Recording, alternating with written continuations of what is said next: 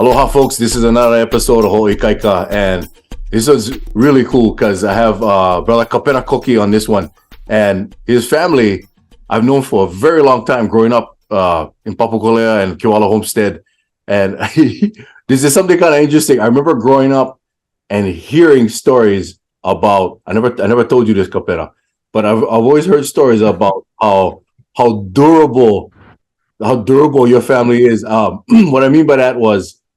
Somebody told me one story that one time Kala was on one moped and got hit by one car, and the car got dented really badly. But Kala was just like minor scrape on the leg, and he picked himself up and walked away. And I heard one story about somebody else getting hit in the hand with sledgehammer, and then his hand was okay after that too. I was like, wait, what? Just hearing all these stories, like, hold it, tough family. And the other thing I always known about the Kokis was. They're known for their cooking, especially because Uncle Roland and Auntie Mommy would cook some awesome food for everybody, the church, the parties, and everything, man. It was great. But I just want to be quiet and let Kapena talk story and tell you about himself and share his manao with everybody about what the things he's gone through as a Hawaiian brother. So, ladies and gentlemen, I give to you my friend over here, Kapena Koki. Brother, go ahead. If you could please introduce yourself to everybody. Yeah. I'm Kapena Koki. I have no middle name. None of us have middle name. We have seven of us, 7 brothers and sisters. So yeah, we were born and raised up here in Papakolea. A lot of people say they're from Papakolea, but then their family is from Papakolea, but they're not actually from Papakolea. I had people come up to me and tell me, "Oh, you're from Papakolea," and I go, "Oh yeah, okay, yeah." It is what it is.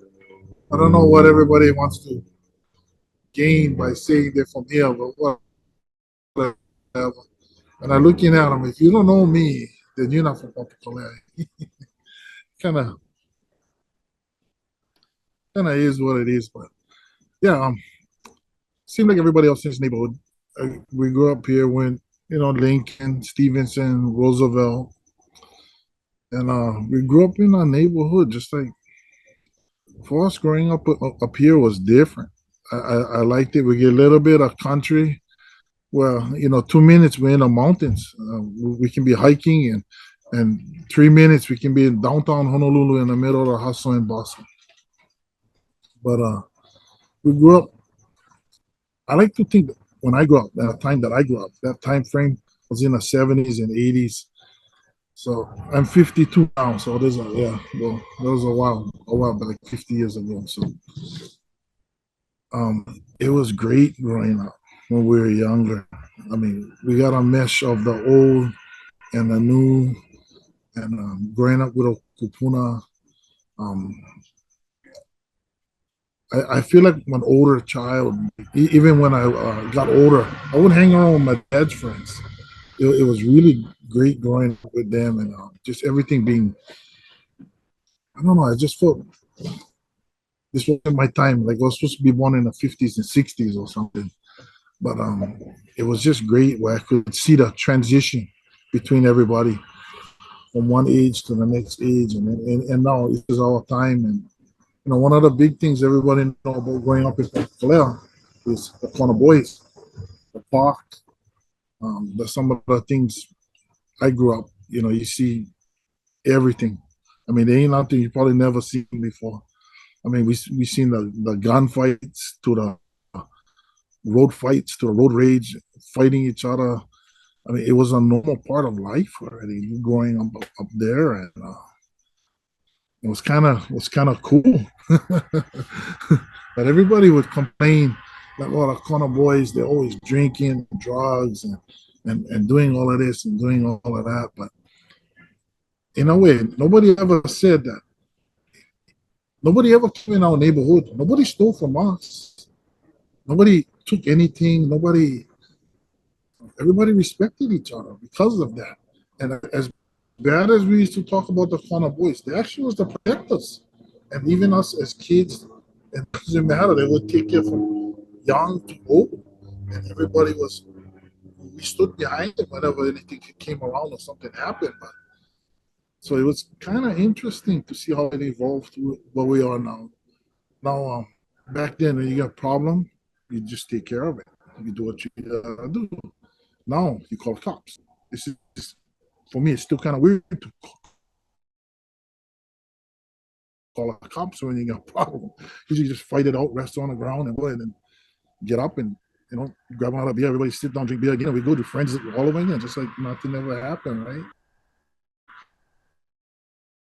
I mean, that's the way I was brought up, but we're brought up in a church too. So my mom and dad, LDS people, were great.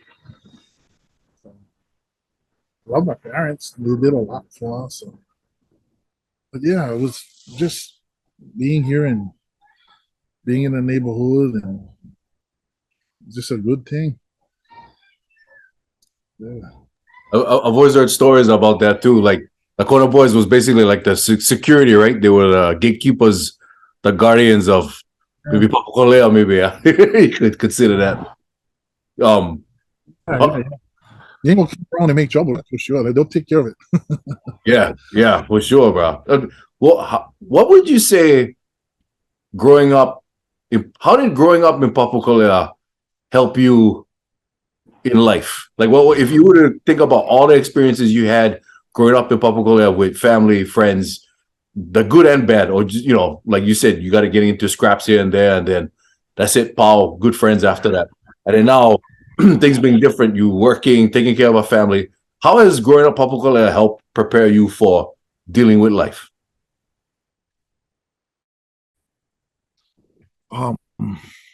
We're taught the old way. If you're hungry, you can go to anybody's house, eat. That's how it was when I was growing up. So when it came to food, like especially for our family, if you're hungry, you could come over. You like one meal, come eat. It wasn't a problem. You just come help yourself. You know what I mean?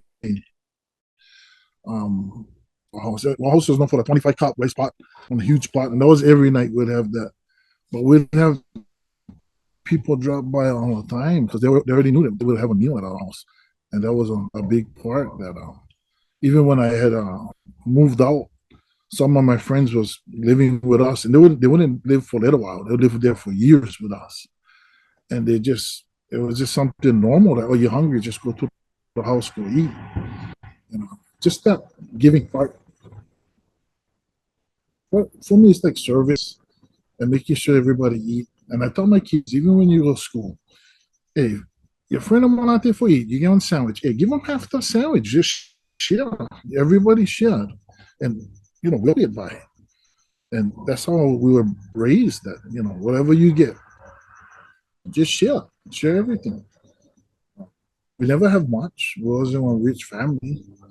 But we always had food. We always had something for eat. And I think the blessing from that was because we would always share. We was always blessed to have one meal. And I tell my kids all the time, hey, you're going to be grateful for something. And, just say a prayer. Pray every day. But pray especially when you get your food. Because I learned from every time I bless my food and always being thankful for having one meal. Always had a meal.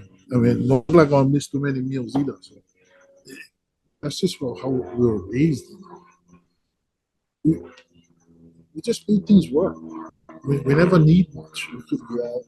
My kids now, they kind of leave the house without the phone. They get all the video games and stuff. And it is what it is.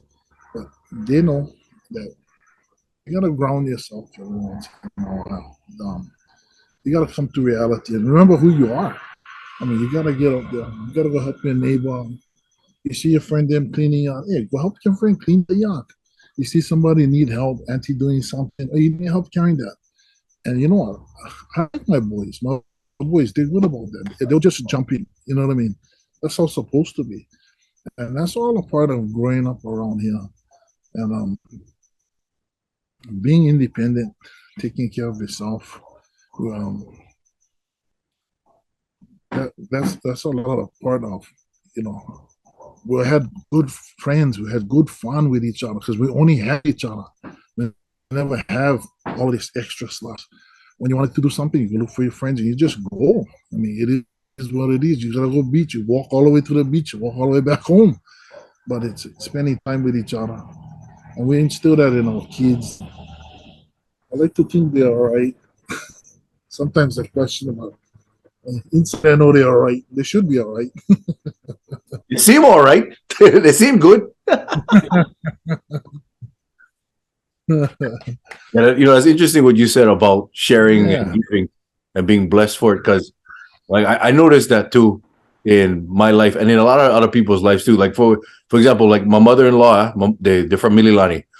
They grow all kinds of like fruits, plants, all kinds of stuff in their yard, and they're always giving away their avocados, their lemons, their mangoes, or whatever they get, and they give plenty too. And the thing is, it's funny because every year around, they got so much, she got so much stuff.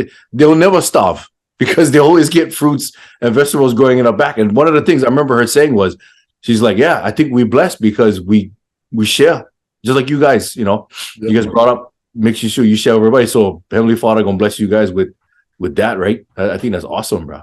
When you was growing up, what would you say? What is your education and your career? What do you do now? Your education and your career. If you can talk about that. I'm a truck driver, and I deliver the mail. I'm a contractor for delivering mail. So, but I went to Roosevelt, graduated from Roosevelt. I went to HCC.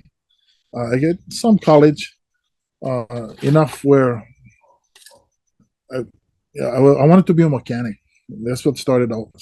And actually, I wanted to go back to the school and teach auto mechanics.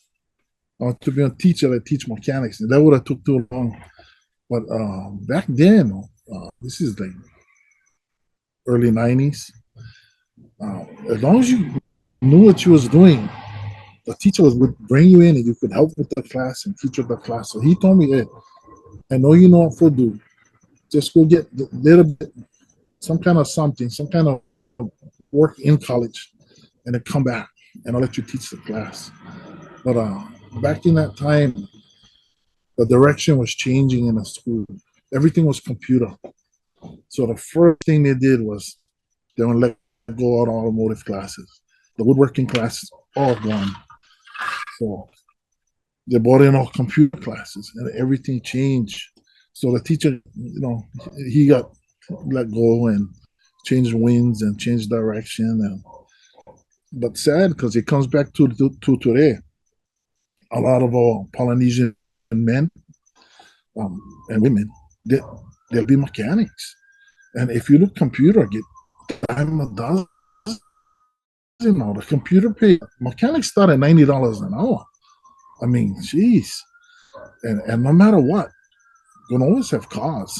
So that's something you gotta look at. And I wish the school never changed that, because a lot of the hands-on stuff, that's what a lot of us Polynesian guys like to do, got taken away, got taken out of the educational system. So that was frustrating for me. I was fortunate enough that I learned enough in college that I could go. I was working in a shop and everything, and then I realized as much as I like fix cars, I'd only be locked up in a warehouse either. I wanted to drive, and that's when my passion was. I drove tow truck for like 18 years. Just one driving job to the next. And now I drive big trucks. I drive anything now. So, yeah, that's kind of where I'm at. I like where I'm at now. I'm planning to work at the post office to keep me busy. So, yeah, I like it. Yeah, and I appreciate you too, bro. I don't know if you remember, you would help me out that one time I got stalled my car. I forget what happened. I think my starter or something. So you would help tow my truck. So mahalo for that too, bro. No worries. That was big help. That's interesting you said that, because I don't think I knew that. I didn't realize so much of the kinesthetic hands-on topics or subjects were getting taken out of the school. But it makes sense though. It totally makes sense. Shame, but that's something we're gonna have to figure out how to solve, man. That's an interesting topic. I'm glad you brought that up. If you were to talk about, I stayed in school just because of auto shop. If it wasn't for auto shop, I would have left. You know what I mean? Better things for. Yeah. But yeah. And you're right, man. Sad, but. Yeah, no, it is sad. And you're right, bro. Like I know there's plenty of Polynesians. We like doing kinesthetic stuff, we like hands-on type of work and activities for sure. Because I mean, in Hawaii, it's so conducive to just do stuff outside. We're always climbing, swimming, jumping, grabbing, making stuff and whatnot. It's just, I feel like our culture was kind of based on that. I think, yeah, just for everything was hands-on. Interesting. If you were to talk about your challenges and triumphs that you had in your life, yeah, what would you say is like some of your greatest triumphs, accomplishments, and what would you say is maybe like greatest challenge you had to overcome, if you don't mind talking about that? It's triumph. I think raising one family. Uh, I get 4 boys, 1 girl. So they age from 32 to 17, 16, 17 years old. I don't know the ages, but they're in between there. So uh, I like to think they're all right, that they can take care of themselves. They can cook. I know they can cook, they can clean, they can change their own tire. I mean, they get all the basics in life so they can take care of themselves. And they actually cook pretty good. All the kids can cook pretty good. There's something we're going to give from grandma and grandpa that passed down to me, and I make sure. So even recently, to the point where the boys doing their own catering, they've done their own. They do them from beginning on their own, doubting themselves a little bit. So I like to think that's some triumph for me, that something I got that I learned and I can pass them down. And I ain't gonna lie, we make good money off the catering. We still do make good money off the catering, and it's something for them. I want them to know that it's an alternative. I mean, you guys get plans, you guys get goals, you guys get jobs, but this is something you can hold on to. And like I've been mechanic. I get one good mechanic kid. He can fix anything. Just from I can tell him a little bit, walk him through it, and he'll get it done. And then the rest of them, they'll try, but they're not like the one. So I said, you know what? We don't need 5 mechanics. We just need one mechanic. Now you go be on doctor, you go be on lawyer, you be, pick something else, guys. Get enough drivers and mechanics around here. So, but yeah, I think that would probably be my greatest triumph right now. Is my kids. I'm proud of them and all they do, and they're good kids. Um, Geez, biggest downfall. I wish I knew what I knew now 20 years ago, and I think everybody feel that same way. Um, Stay in school, study more. What else? Remember who you are. Don't go watch TV and end up being like the guys on the TV. You and Hawaii, we are who we are. We grew up the way we grew up. We share. We loving people. Everything we do is from the heart. We lead with our heart and with on the owl. If it feels good, then it is good. We spiritual people, and we led by Akua, by God, Heavenly Father Himself. And He leads us in whatever we do. And I tell my kids the same thing. That if you get problems, don't come see mom. Don't come see dad. Who you gotta see? See your friend. So it's just some of the things that I think about, and you know, just I've been down some bad roads myself. I mean, to the point where I was downtown. I had a drug problem at one time. It was kind of bad for some years. Downtown, hanging out with the wrong crowd, hanging around the wrong people. You just get caught up, and it starts from one little thing, drinking. Then you start escalating, elevating, then getting involved and getting caught up, and that was something I wish I never went through. But you know what? I think now, when I see these people with these same problems, and then I see people talking to them, and you gotta, and I looking at them like, bro, until you stand in their shoes and you've been down that road, you don't know, you don't know. So I think in a way I went down the wrong paths because that was my lesson. And now when I see guys going down that path, oh, you don't know, no, bro. I know, bro. I've been down the road. I can talk to you about this. Trust me. Any which angle you like pick them from, I've been there. I've done that.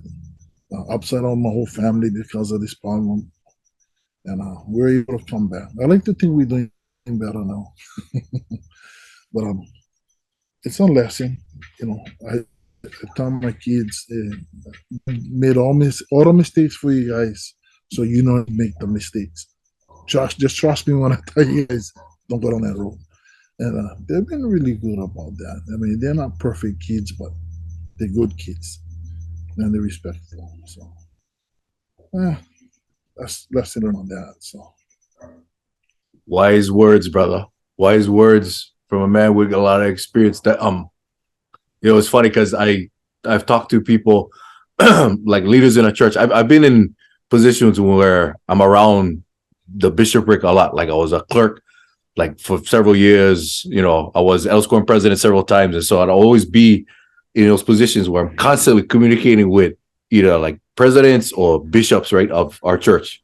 And it's so funny because they tell me everything about the stuff they used to do, like back in the day. And a lot of them, loyal as heck, they do fucking bad stuff. Some did drugs. Some, got excommunicated and came back. Some, abuse, whatever. Either they got abused or maybe they was abusing somebody. It's all this kind of crazy stuff. Some went jail. But long story short, it's funny because they all tell me that just what you said. They think the reason why they had to go through that was because as a bishop, anytime somebody else would come to them with issues, they could empathize with them a lot better, right? Because they was there, like you said, they was there in the shoes, understanding vicariously what they went through. So, which made them a better leader. So watch out, Kapena, because that means you're gonna get him a leadership. I had somebody already tell me, hey, you see the guy on the corner up the road on holding a beer in his hand, if you can get him to put down a beer to church, that's your next bishop right there. That's true, bro. That is true. I wouldn't doubt it. Oh, bro, that's crazy, man. Yeah, dude. Because I don't know. I mean, it was cool for me moving to Homestead. I mean, technically where I was, Anianiku, that's like Kewalo Homestead, but every time I say Kewalo, nobody knows where that is, so I always go, Papakolea. Papakolea. Yeah. But it was cool to move there when I was 12 because, my dad was pretty much raised over there. And then, when my mom was still around, we'd live all these different places. And then finally, after hearing all the stories from my dad, after my mom passed away and my sister was living on her own, my dad said, hey, let's go back, over there. And at first it was a little bit awkward because I was a new kid, but then I started recognizing friends and stuff. And then my dad would, make connections, like, oh, that's my boy. And then it felt like home, bro. And to this day, I even tell my wife and my kids, like, Hawaii Ward and just Papakolea, they're always going to be my home, no matter where else I move. Even though I was technically only in Papakolea for maybe 10 years of my life, 9-10 years, I still consider that my home, bro. I've been in jobs where people are like, oh, you're from Papakolea. Oh, I've heard the good and the bad stereotypes about it, but it's like, yeah. Even for me, when I ask me where I'm from, I just tell them I'm from Punch Bowl. Later on down the line, then we talk story. Oh, I never see you from Papakolea because I wanted the job this. That's funny. Oh yeah, I run into that too. Lyndon Lee said in our previous episode. I just let him. Yeah, it was funny. Lyndon Lee in our previous episode said something about like, it's like you country, but you're in the middle of town, right? Like you said. But no, it's good growing up. Yeah. Oh yeah, man. No, yeah, brother. I'm so sorry, man. Actually, our time's still running out, but No, I appreciate you doing this, bro. Doing this interview, man. Yeah. I'll send you the video when this thing gets posted up, and those Oh, thank you. oh, brother, seriously, thank you, because especially you gave a lot of good advice, especially that line about, sometimes we go through things because we can understand other people's struggles too. I like that, bro. I think that's a good tidbit for people to know. Maybe that's the reason why we're going through some of the issues we're going through now. Prepare us and prepare our kids, so hopefully they listen and don't go through it too. Yes. Let us make the mistakes for you. Letting me know. Every time, I'm one of those guys. No touch him, and I'm over there going like this. Yeah, that's me. Yeah, I was like that too. No lie, I was the same way. And so yeah, one of my sons is kind of like that too. I'm like, you're supposed to be better than dad. You're supposed to be smarter than me. So I'm telling you now. and then yeah, it's funny, man. But no, serious, Kapena. Mahalo for doing this, bro. And please tell your wife and family mahalo for letting me borrow your time too, eh? Oh, no worries. They're glad when I'm not there. Then they can do what they like do. Wow. Oh, that's funny, man. But yeah, hey, mahalo everybody. Sorry. Sorry, go ahead. Thank you for the opportunity. Oh no, thank you, brother. Yeah. Yeah, mahalo everybody for watching Hoi Kaika, man, and mahalo to Kapena for doing this show, man. We're probably going to see him later on too, so thanks a lot, brother. Mahalo.